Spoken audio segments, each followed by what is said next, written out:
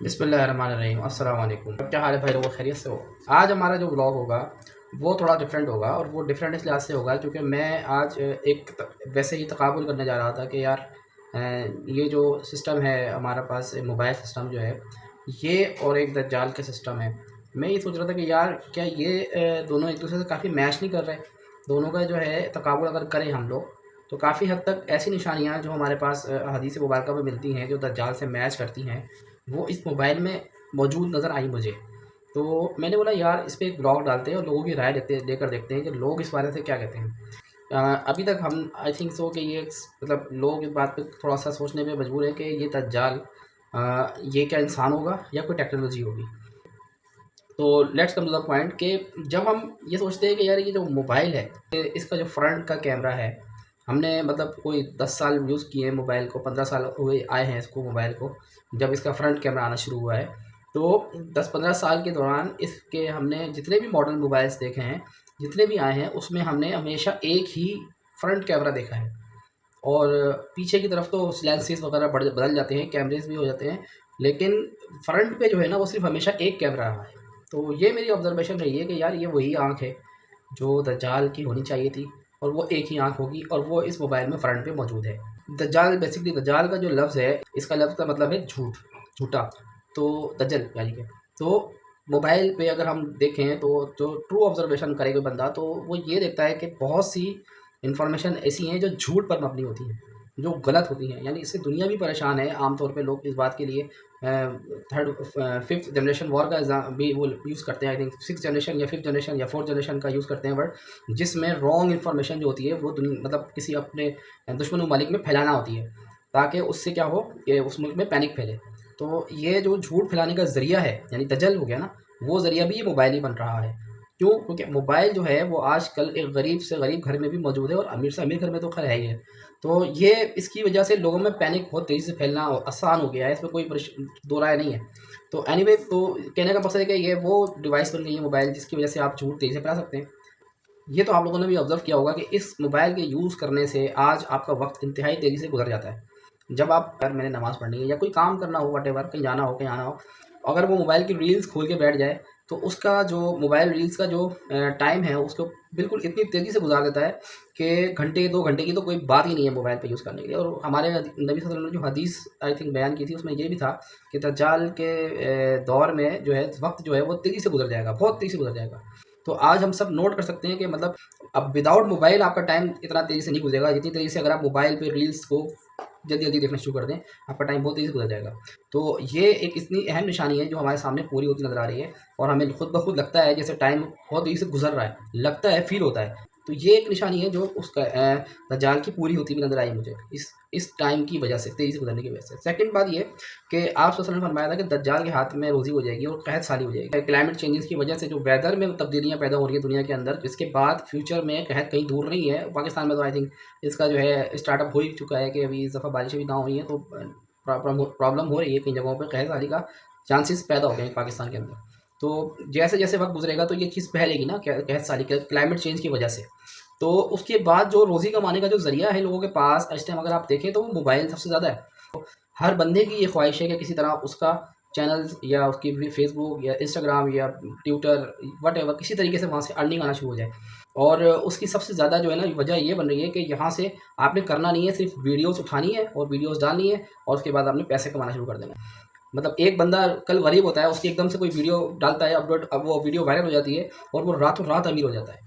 कल तक वो बंदा 1 साल पहले तक कुछ भी नहीं होता था, और 1 साल बाद वो जो है बहुत मालदार हो जाता है, अरबपति, करोड़पति हो जाता है या लाखपति हो जाता है, फ़कत इस एक मोबाइल की बदौलत। जबकि अगर आप कंपेयर करें उस शख्स से जो एक ग्रेजुअली पढ़ना शुरू हुआ है, पढ़ रहा है, लिख रहा है, फिर उसके बाद ग्रेजुएशन करता है, ग्रेजुएशन करने के बाद जॉब जॉइन करता है, जॉब जॉइन करने के बाद भी उसकी एक उम्र लग जाती है अपने आप को जो है ना कोई लखपति बनाने में, तो फिर जाके भी जो है ना वो मुश्किल से बामुश्किल अपने आप को सर्वाइव कर पा रहा होता है।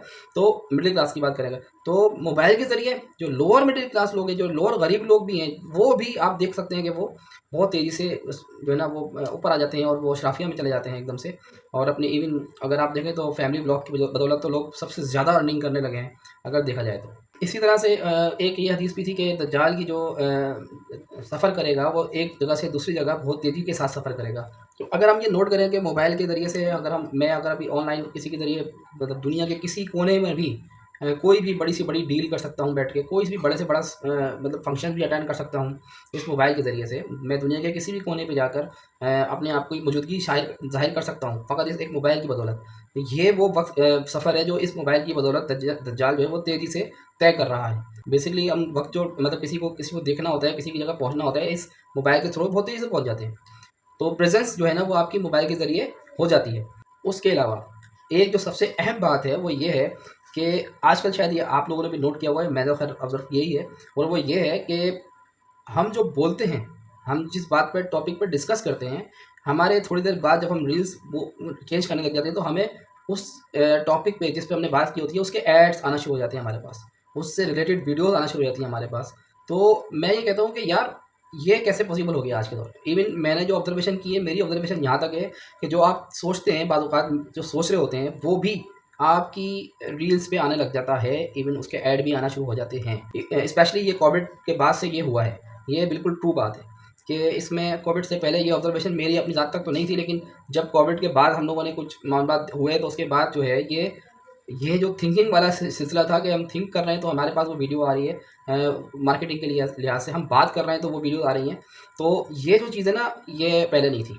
अच्छा, कुछ लोग कहते हैं कि यार सेंसर लगा हुआ है, सेंसर क्लोज़ कर दो तो फिर ठीक हो जाएगा और ये ऐड आना बंद हो जाएँगे, इस तरह की वीडियो मौजूद हैं। लेकिन सेंसर बंद करना और ये सब कुछ करना हर किसी के बस की बात नहीं है। मेरा नहीं ख़्याल कि अगर 100 लोग मोबाइल यूज़ कर रहे हैं तो 100 में से 100 बंदे जो है ना अपना सेंसर बंद कर देंगे और उसके बाद वो बैठ जाएँगे आराम से।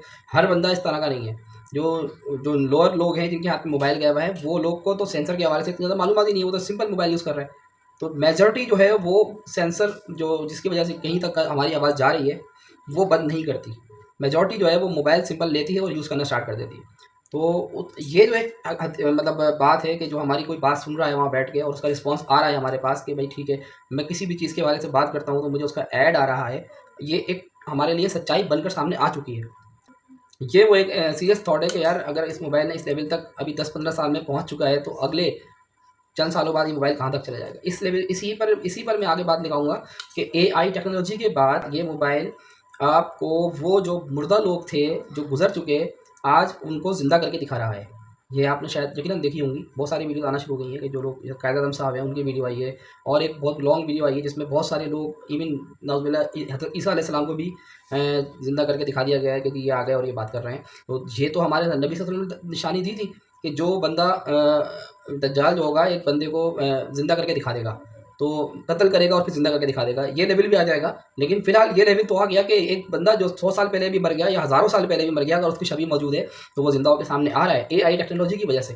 तो ये सबसे बड़ी निशानी थी, इसको देखकर सबसे ज़्यादा मैं चौंका था कि यार आखिरकार वो हदीस पूरी हो गई कि दज्जाल जो है वो ज़िंदा कर देगा एक मुर्दे को। तो अब हम इसको नॉर्मल अभी तो हम बिल्कुल थोड़ा-सा हँस रहे हैं, एन्जॉय कर रहे हैं कि चलो ठीक है, कोई बंदा मरा हुआ ज़िंदा होके आ गया। लेकिन आने वाले 5 साल बाद या 10 साल बाद ये टेक्नोलॉजी कहाँ जाने वाली है, इसका कोई आइडिया नहीं। ये अभी सिर्फ़ स्टार्ट है एआई टेक्नोलॉजी का। उसके बाद फ्यूचर में क्या होने वाला है, कोई आइडिया नहीं है। मेरा नहीं ख़्याल किसी कोई हद है, कोई बाउंड्री है। इवन क्योंकि ज़ाहिर-सी बात है, मैं फिर कह रहा हूँ कि इसको रिलेट करें मोबाइल को आप दज्जाल की तरफ से। अगर आप लोग ये सोच रहे हैं कि नहीं यार मोबाइल पे तो पॉज़िटिव चीज़ें भी मौजूद हैं, इस्लामिक वीडियोज़ भी आ रही हैं और इस्लामिक आइडियाज़ भी आ रहे हैं, तो मैं ये कहूँगा यार वक़्ती तौर पे तो ये सारा आएगा। अगर ये सब ब्लॉक कर दें तो फिर ज़ाहिर-सी बात है एक बहुत बड़ी मार्केट बंद हो जाएगी दुनिया की मुसलमान लोगों से। लोग यूज़ करना छोड़ देंगे इसको कि यार इसमें तो मज़हबी चीज़ आती नहीं है, मज़हबी कंटेंट आता ही नहीं है। तो एक मुस्लिम बिरादरी जो ज़ाहिर-सी बात है बहरहाल दज्जाल का काम ही यही है कि मुसलमानों को परगलाए, तो वो चीज़ नहीं कर पाएँगे वो लोग। वो चीज़ नहीं हो पाएगी। ज़रूरी यही है कि ये चीज़ मुसलमानों के घरों में जाए और मुसलमानों के बच्चे के हाथों में हो ये चीज़, यानी मोबाइल। तो वो बच्चों के माइंड चेंज करे, यानी कि आज आपके घर में अगर एक बच्चे के हाथ में ये मोबाइल है, तो आप उस बच्चे से मोबाइल लेकर दिखाएँ, वो रोना शुरू हो जाएगा। मोबाइल के लिए लड़ेगा, चीखेगा, पुकारेगा। ये लेवल तो अब हमारे घरों में नज़र आता है हम लोगों को। तो फ्यूचर में इस बच्चे के लिए मोबाइल कितना इंपॉर्टेंट होने वाला है, ये हम लोगों ने शायद अभी तक सोचा नहीं है। इवन हम लोगों का भी यही हाल है कि अगर हमारे हाथ में मोबाइल ना हो तो हमारा वक़्त नहीं गुज़र रहा। तो क्यों? क्योंकि हमें यही इसी से सर्वाइव करना है, इसी से टाइम गुज़ारना है, ठीक है? इसी तरह से एक और हमारे नबी सल्लल्लाहु अलैहि वसल्लम की हदीस है कि जब क़यामत का वक़्त करीब आएगा तो उसमें इंसान रात को सोएगा तो काफ़िर होगा और सुबह उठेगा तो मुसलमान हो जाएगा। इसी तरह से सुबह रात को सोएगा तो मुसलमान होएगा और सुबह उठेगा तो काफ़िर हो जाएगा।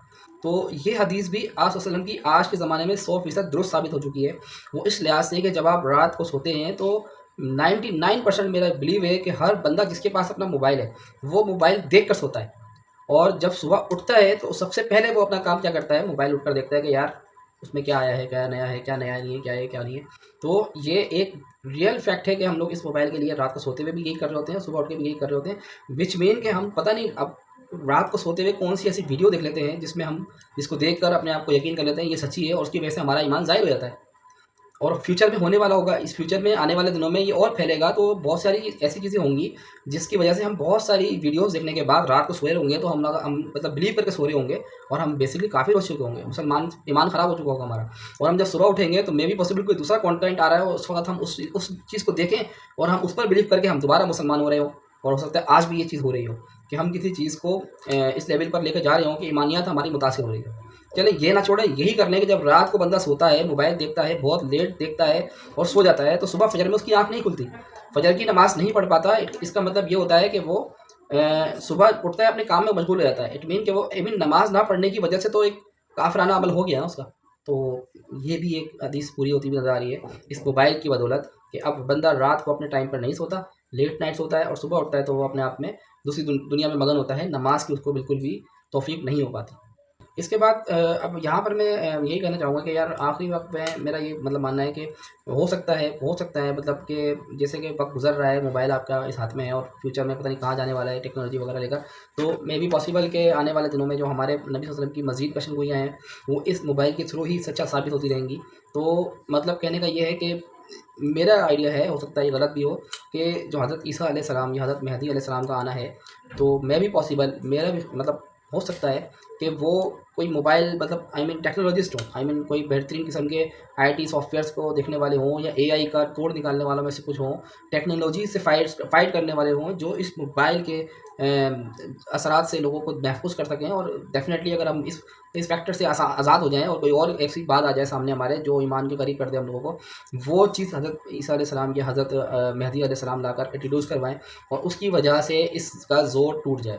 क्योंकि अभी सिर्फ 10 से 15 साल हुए हैं इस मोबाइल को यूज़ हुए हुए आवाम में आए हुए, और अभी भी आवाम के मतलब 100% आवाम तो यूज़ नहीं कर रही दुनिया भर की, लेकिन अच्छी खासी आबादी यूज़ कर रही है। तो फ्यूचर में ये तेज़ी से फैलती जाएगी और जब फैलती जाएगी तो इट मीन के लोगों के मज़ीद जो है ना अकीदे ख़राब भी हो सकते हैं, और जब ख़राब होते जाएंगे तो और फिर झूठ फैलता जाएगा इस मोबाइल की बदौलत मज़ीद, तो अफरा तफरी बढ़ेगी, फैलेगी, रोज़ी रिस्क का मसला होगा, कहत साली पैदा हो जाएगी, लोगों को नौकरियाँ नहीं मिलेंगी। अब रोबोटिक्स आ गए हैं, जो नौकरियाँ रोबोट्स की वजह से जाने वाली हैं आप लोगों की, बहुत सारे लोगों की। तो ज़ाहिर-सी बात है जब रोबोट से मतलब रोबोटिक्स आकर आपके काम ले लेंगे तो फिर इंसान क्या करेगा? इंसान बैठ के यूट्यूब पर वीडियो बनाएगा, और यूट्यूब पे वीडियो बनाएगा या फिर टिकटॉक पे जाकर बनाएगा, या आने वाले दिनों में कोई और ऐसी बड़ी ऐप लॉन्च हो जाएगी जिस पर जाकर अपने आप को बोलेगा भाई मेरी वीडियो देखो और मेरे साथ पैसे कमाने का ज़रिया बनाओ। तो वाहिद ज़रिया बन जाएगा मोबाइल, इंसान के पास एक मोबाइल जिसके ज़रिए वो रोज़ी कमा रहा होगा। क्योंकि आपकी जगह तो बहुत सारी जॉब तो ख़त्म होने वाली हैं। क्यों? रोबोट्स की वजह से। जब रोबोट्स आपकी जॉब ख़त्म कर देंगे तो इंसान के पास काम करने के लिए क्या रह जाएगा? सिवाय एक वीडियो बनाने के और उसको यूट्यूब पे चलाने के या किसी और चैनल पे चलाने के। तो इसलिए इस लिहाज से अगर देखा जाए तो जब कहत साली शुरू हो जाएगी, लोगों को पैसों जो नौकरियाँ कर भी रहे हैं, जो कुछ मिल भी रहा है वो मिलना बंद हो जाएगा, तो डेफ़िनेटली मोबाइल पे आएगा। और at that time may be possible कि उस टाइम पे कोई शख्सियत ही सामने आ जाए या कोई डिवाइस में ही ऐसे ऑप्शन आ जाए कि जब तक आप इस पे यकीन नहीं करेंगे कि ये देयर इज़ नो गॉड, इस तरह की कोई इस ऐप यानी आता है ना टर्म्स एंड कंडीशन जिसको आप येस कर रहे होते हैं, उसमें कोई एक टर्म डाल दिया जाए कि there is no God except it और not, otherwise you will not log in to this app.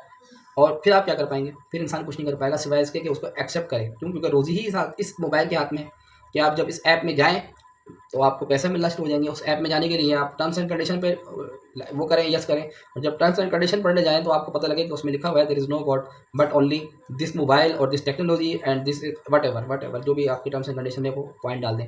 तो आप तो उसका एक्सेप्ट करने के सिवा आपके पास कोई चारा नहीं होगा, क्योंकि बाहर रोज़ी कोई नहीं मिल सकती आपको।